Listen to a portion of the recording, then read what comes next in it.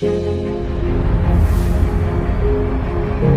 America, फिर रूस और चीन, और अब भारत भी क्यों चांद को अपने कब्जे में लेना चाहता है?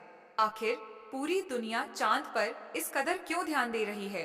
और वो कौन से रहस्य हैं जो चंद्रमा से जुड़े हैं, जिन्हें अंतरिक्ष एजेंसियां हमसे छिपा रही हैं? आज हम जानेंगे धरती से चांद तक के इस रोमांचक सफर के बारे में। भारत का चंद्रयान 3 विक्रम लैंडर के जरिए चांद की सतह पर सॉफ्ट लैंडिंग करने जा रहा है। वहीं रूस का लूना 25 मिशन भी चांद की ओर रवाना हो चुका है। अमेरिका का आर्टेमिस प्रोग्राम फिर से वैज्ञानिकों को चांद पर भेजने की तैयारी कर रहा है, और चीन भी एक नया मून मिशन लॉन्च करने वाला है। तो सवाल उठता है, इन देशों को चांद में ऐसा क्या दिख गया है जो सभी वहां पहुंचने की होड़ में लगे हैं? और क्या चांद से जुड़े ऐसे रहस्य हैं जो हमारी सोच ही बदल सकते हैं? चलिए इस अद्भुत यात्रा की कुछ खास बातें जानते हैं। तो अपनी कुर्सी की पेटी बांध लीजिए और वीडियो को अंत तक जरूर देखिए। चांद हमारी पृथ्वी से लगभग 3,84,000 किलोमीटर दूर है।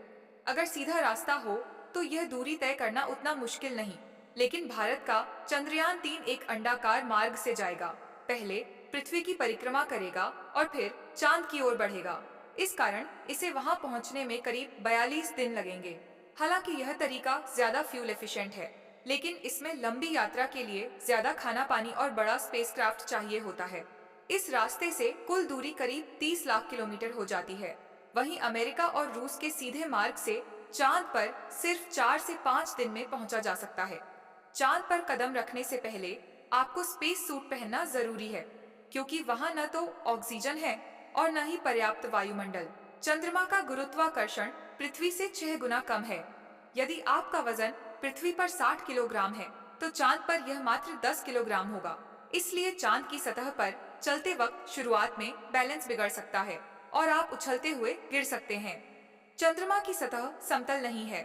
वहां ऊंचे नीचे पहाड़, चट्टानें और क्रेटर मौजूद हैं, जो उल्कापिंडों के गिरने से बने हैं। इनकी गहराई 100 सेंटीमीटर से लेकर 25 किलोमीटर तक हो सकती है। चांद की मिट्टी बहुत महीन और ज्वालामुखीय राख जैसी होती है। इसमें खुरदरापन नहीं होता, इसलिए वहां पैर रखते ही निशान बन जाते हैं। इसी वजह से नील आर्मस्ट्रॉन्ग के पैरों के निशान आज भी चांद पर मौजूद हैं। अगर आप ऊपर देखेंगे तो आपको पृथ्वी भी दिखाई देगी, लेकिन बहुत बड़ी। जैसे हमें चांद उगता दिखता है, वैसे ही चांद से देखने पर पृथ्वी उगती है। अगर आप चांद के उत्तरी ध्रुव पर लैंड करेंगे तो वहां पहले हुए स्पेस मिशनों के अवशेष, टूटे हुए यान, सैटेलाइट्स और प्लास्टिक बैग्स भी दिखाई देंगे। ये बैग्स नासा के एस्ट्रोनॉट्स ने फेंके थे, जिनमें मलमूत्र और खाने के रैपर हैं। वहीं चांद के दक्षिणी ध्रुव पर वो जगह है जहां 4 साल पहले भारत का चंद्रयान 2 क्रैश लैंड हुआ था। वह आज भी वैसा ही पड़ा है, क्योंकि वहां न बारिश होती है न तूफान। धरती पर उल्कापिंडों से हम मैग्नेटिक फील्ड और वातावरण की वजह से सुरक्षित रहते हैं, लेकिन चांद पर ऐसा नहीं है। कम ग्रेविटी और कमजोर मैग्नेटिक फील्ड के चलते वहां लगातार उल्कापिंड गिरते रहते हैं, जो जानलेवा साबित हो सकते हैं। इसलिए मिशन के दौरान लगातार कंट्रोल सेंटर से संपर्क में रहना बेहद जरूरी होता है। आप सोच रहे हैं कि चांद पर अपने पार्टनर के साथ गप्पे लड़ाएंगे, तो जान लीजिए वहां कोई ध्वनि नहीं चलती। अगर आप कुछ कहेंगे तो सामने वाला आपके होंठ तो हिलते देखेगा, लेकिन आवाज नहीं सुन पाएगा। इसलिए एस्ट्रोनॉट्स स्पेशल हेडसेट्स और सूट्स पहनते हैं, जिनमें नाइट्रोजन और ऑक्सीजन मिलाकर कृत्रिम वायुमंडल बनाया जाता है। चांद पर दिन रात का अंतर भी अलग होता है। वहाँ एक दिन शव पृथ्वी के 14 दिन और एक रात भी 14 दिन।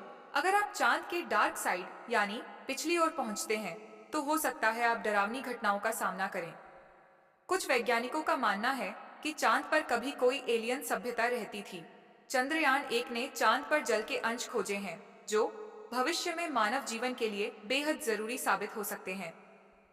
चांद पृथ्वी के सबसे करीब है, और यही वजह है कि भविष्य में वहां इंसानी बस्तियां बसाने की योजना बनाई जा रही है।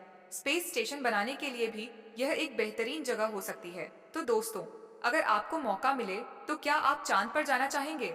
अपनी राय हमें कमेंट में जरूर बताएं। अगर वीडियो पसंद आया हो तो लाइक और शेयर करें, ताकि और लोग भी यह जानकारी प्राप्त कर सकें। ऐसी ही रोचक जानकारियों के लिए हमारे चैनल को सब्सक्राइब करना और बेल आइकन दबाना न भूलें। वीडियो